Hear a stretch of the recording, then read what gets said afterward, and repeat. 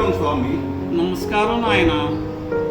ఈ రోజులు చూస్తుంటే చాలా బాధేస్తుంది స్వామి.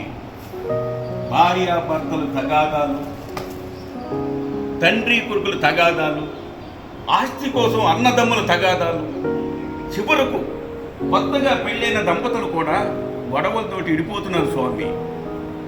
నీతి లేని ఈ చదువులతోటి ఈ పిల్లల జీవితాలు కలుషితమైపోతున్నాయి స్వామి. ఎందుకు స్వామి? కలౌ పంచ శాస్త్రాన్ని జాయితే వర్ణ సంకరం బుద్ధి సంకరం. ఈ కలియుగం ఇంతే నాయన.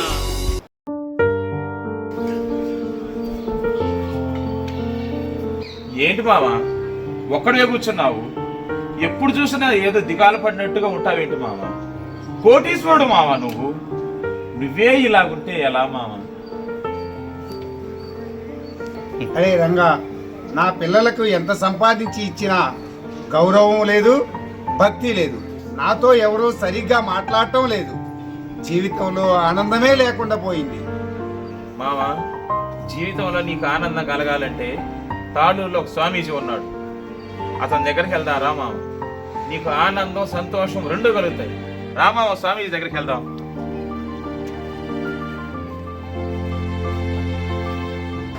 స్వామి నమస్కారం స్వామి. రండి నాయన రండి. ఏమిటి సంగతులు? స్వామి, ఈయన ఒక కోటీశ్వరుడు స్వామి. చాలా సంపాదించి మొత్తం పిల్లలకి ఇచ్చేశాడు స్వామి. కానీ ఈరోజు పిల్లలు ఎవరు పట్టించుకోవట్లేదండి స్వామి. చచ్చిపోవాలనిపిస్తున్నాడు స్వామి. మొన్న సావటానికి సిద్ధమైన శాంతమ్మని ఒక్కసారి ఫోన్ చేసి పిలిపించండి నాయన. హలో శాంతమ్మ గారు, ఒకసారి మా గురువు గారి దగ్గర రండమ్మా. సరే. నమస్కారం స్వామి. ఏం శాంతమ్మ, ఎట్లాగున్నావు? బాగున్నావా? చాలా ప్రశాంతంగా ఉన్నాను స్వామి. నాకు ఇంకా చాలా కాలం బ్రతకాలని ఉంది. అయితే ఒక్కసారి నీ కథ ఆయనకి చెప్పమ్మా. ఏముందయ్యా, ఒకరోజు నా భర్తని తాగొద్దని పోట్లాడాను. ఆ ఒక్క మాటకే విషం తాగి చనిపోయాను. నా అత్త మామలు, నా తల్లిదండ్రులు, తోడికోడళ్ళు అందరూ నన్ను చీదరించుకున్నారు. నీకు భర్తతో కాపురం చేయడం చేత కాదా అని తిట్టిపోశారు. అందుకే చనిపోదామని బావి దగ్గరికి వెళ్తున్నా.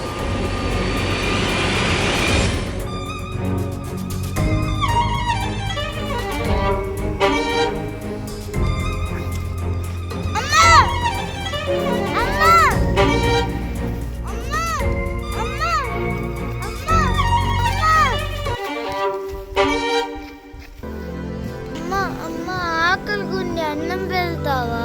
ఎవరు బాబు? నీకెవరూ లేరా? నాకు ఎవరు లేరు. అయ్యో, ఎవరూ లేరా?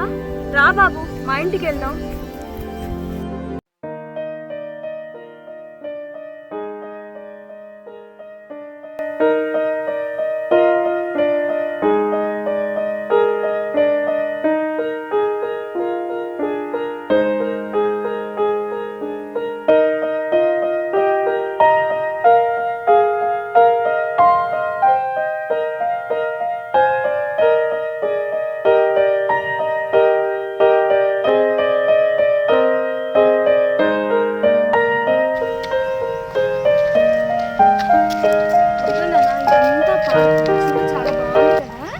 సాయంత్రం పిల్లలందరూ ఇక్కడికి వచ్చి ఆడుకుంటూ ఉంటారు.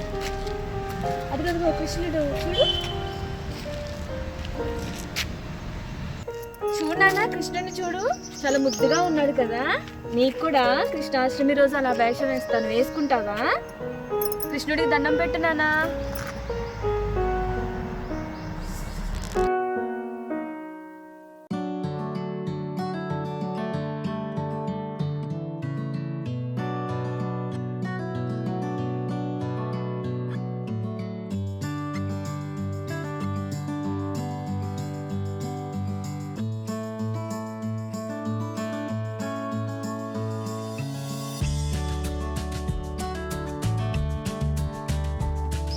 రైట్ రైట్ అలా భలే ఆడుతున్నావే. వస్తాను, రేపు వస్తాను. మాస్టర్ గారు, కొంచెం పని ఉంది చూసుకొని రేపు వస్తానండి. నమస్కారం మాస్టారు. ఓహో శాంత, బాగున్నావమ్మా? ఈ బాబు అర్థమైంది.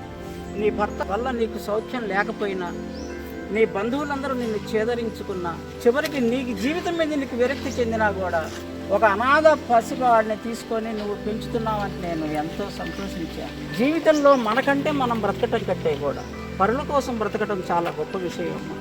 నువ్వు తీసుకున్న ఈ చర్య చాలా గొప్పది. ఇలాంటి పసిపిల్లల్ని పెంచడం అనేది జీవితంలో ఎంతో చేసుకున్న పుణ్యంగా భావించాలి. ఈ సమాజం కూడా ఇలాంటి సేవలు చేయాలని నేను కోరుతున్నా. ఈ పిల్లవాడిని బాగా పెంచి బుద్ధిలోకి తీసుకురావాలని చెప్పి కోరుతున్నా.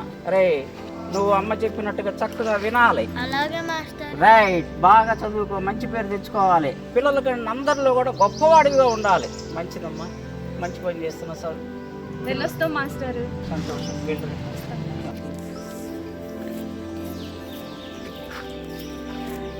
చిట్టి తండ్రి, నేను నీకోసమే బ్రతుకుతున్నాను. సమాజంలో ఎంత ఆనందంగా ఉన్నానో నేను నీకు నేర్పిస్తాను. అలాగే అమ్మా. ఎంత ధైర్యంగా బ్రతకాలో అది కూడా నేర్పిస్తాను. అలాగే అమ్మా. అప్పుడు నా మరణాన్ని వాయిదా వేసుకొని ఆ పిల్లవాడి కోసమే బ్రతకాలనుకున్నాను. నా కష్టంలో పనులకు చేసే సేవలో కన్నా నా కుటుంబంలో ఎవరితోనూ నాకు ఆనందం కలగలేదు. పనులకు చేసే సేవలో ఉన్న ఆనందం ఇంకెక్కడా దొరకదని తెలుసుకున్నాను. అమ్మా, నా కళ్ళు తెరిపించావు. ఇకనైనా నా సంపాదనలో కొంత భాగం ఈ సమాజ సేవకు ఉపయోగిస్తూ ఆనందంగా బతుకుతానమ్మా. వెళ్ళొస్తాం స్వామి. అలాగే నాయన. మానవ సేవే మాధవ సేవ అని గ్రహించండి నాయన. అలాగే స్వామి.